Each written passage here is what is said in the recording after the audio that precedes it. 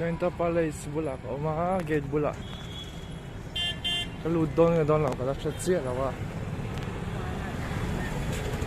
Sune nga kaltu nga zana kaltu ko siya lawa. Pwede nga chang. Kapa bider dek sina nga.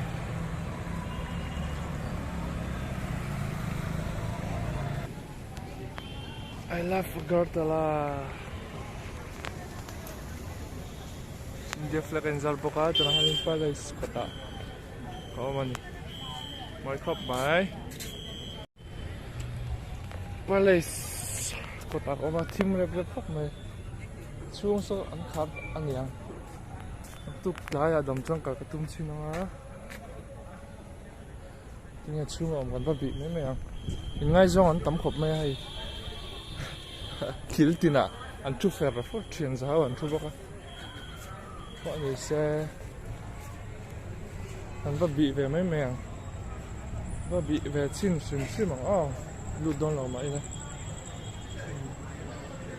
Oh, so chung so Palace. Ujanta Palace niya. An kali ni zana chang kar don ni. Kaya chang hon ka ring. Oh, when yan Ujanta Palace. Phần cái tôi mà sẽ ăn đâu khảo tất mấy tuần lại cho nên mình có khả năng khảo đó cái lụt thầy đón là quá hay cột khá nhiều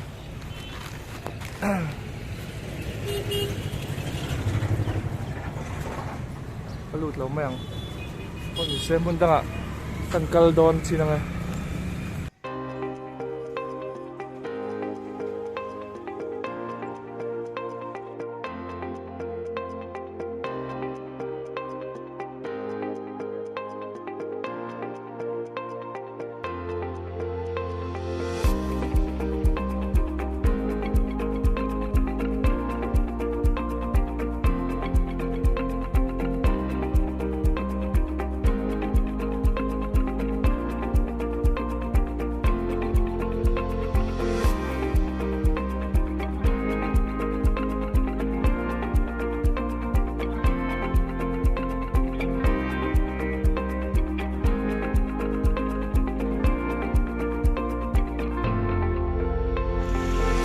Kakal tumna Ujanta Palace ang law car siya ay heritage park kakal daw na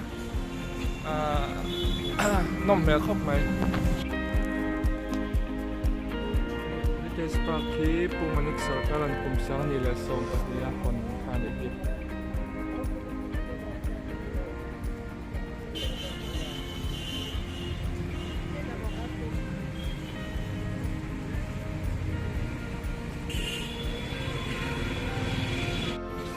Tuna kan mu me ki agar ku nga niya ai Tripura state tree ani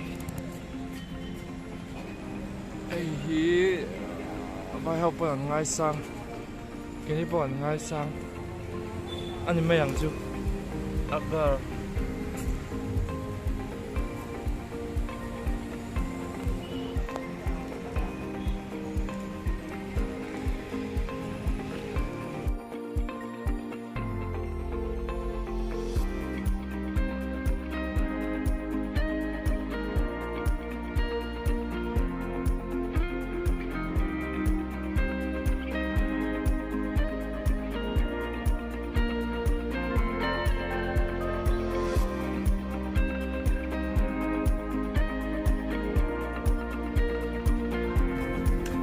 Matabari.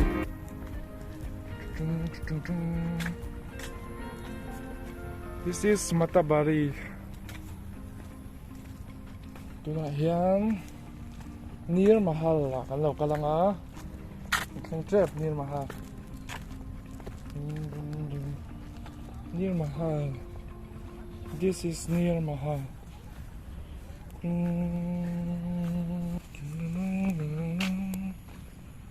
This is Agartala train station.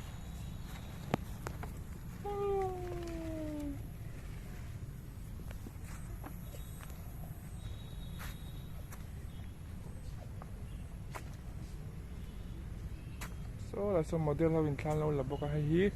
Ujanta Palace kakal tum na kakal theta lo khan hi. Alim chawing an endon tan hi.